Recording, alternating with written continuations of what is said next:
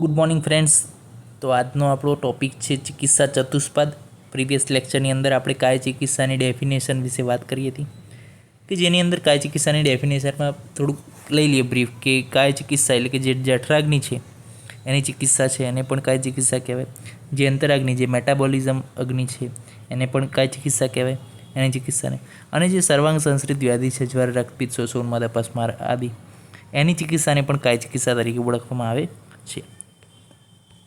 તો આજે આપણે વાત કરવી છે ચિકિત્સા ચતુષ્પાદ વિશે કે ચિકિત્સા ચતુષ્પાદ એટલે શું. તો ચતુષ્પાદ ચાર પગ છે, ચિકિત્સાના ચાર પગ છે, ચાર સ્તંભ છે એવું કહી શકાય. એ ચારે ચાર શું છે મહત્ત્વના છે. કોઈ પણ એક જો એમાં નબળું હોય, વીક હોય તો એ જે છે ચિકિત્સા ઉપર અસર કરી શકે છે. તો કીધું છે કે ભિષગ દ્રવ્યાણુ ઉપસ્થાતા રોગી પાદ ચતુષ્ટયમ એટલે કે ભિષગ પહેલું છે ભિષગ, પછી આવે છે દ્રવ્ય, પછી આવે રોગી અને ઉપસ્થ એટલે કે જે પરિચારક કહેવાય ને એ. ઓકે. તો ચિકિત્સત્યમ નિર્દિષ્ટમ પ્રત્યેકમ તત્ચતુર્ગુણમ. તો કે ભિષગ, દ્રવ્ય, ઉપસ્થાતા અને રોગી આ ચાર જે છે શું છે ચાર પાદ છે અને એના નિર્દિષ્ટ પ્રમાણે જે છે ચિકિત્સા કરે તો ચિકિત્સા બેસ્ટ થાય છે. અને પ્રત્યેકના કેટલા ગુણ છે? 4 ગુણ છે. તો ચોખ્ખું 16 ગુણ ટોટલ થાય ભેગા ત્યારે ચિકિત્સા સફળતાપૂર્વક સંપૂર્ણ થાય છે. તો આપણે વાત કરીએ હવે ભિષકની, ફિઝિશિયનની. તો કે દક્ષ તીર્થાર્થ શાસ્ત્રાર્થો દ્રષ્ટ કર્મા સુચિર ભિષક એટલે કે દક્ષ હોય. દક્ષ એટલે કે શું? એક્સપર્ટ હોય પોતાના કાર્યમાં. તીર્થાર્થ શાસ્ત્રાર્થો એટલે કે જે શાસ્ત્રોને શું જાણતો હોય. ઓકે. દ્રષ્ટ કર્મા કે જેને બધા કર્મો જોયેલા હોય. અને સુચિર ભિષક કે જે સૂચિ એટલે કે જે પ્યોર હોય માઇન્ડથી, બોડીથી અને સ્પીચથી. તો એને શું કહેવામાં આવે છે? આવો ભિષક જે છે બેસ્ટ કહેવામાં આવે છે. આ ચારે ચાર ગુણ હોય તો જે છે બેસ્ટ માનવામાં આવે છે. બીજી વાત કરીએ હવે દ્રવ્યની. તો કે બહુકલ્પમ કે જેના અનેક કલ્પ હોય, બહુગુણમ જેની અનેક ક્વોલિટી હોય, સંપન્ન આનાથી જે સંપન્ન છે એ યોગ્ય ઔષધ તરીકે કહેવામાં આવે છે. બહુકલ્પમ બહુગુણમ સંપન્નમ યોગ્ય ઔષધમ. સંપન્ન એટલે કે જે પોટેન્ટ છે અને યોગ્ય છે કે જે સુટેબલ છે પેશન્ટને પણ, દરેક રોગને પણ, દરેક પ્રકૃતિને પણ. તો આવી ઔષધ જે છે એને જે છે બેસ્ટ ઔષધ તરીકે ઓળખવામાં આવે છે.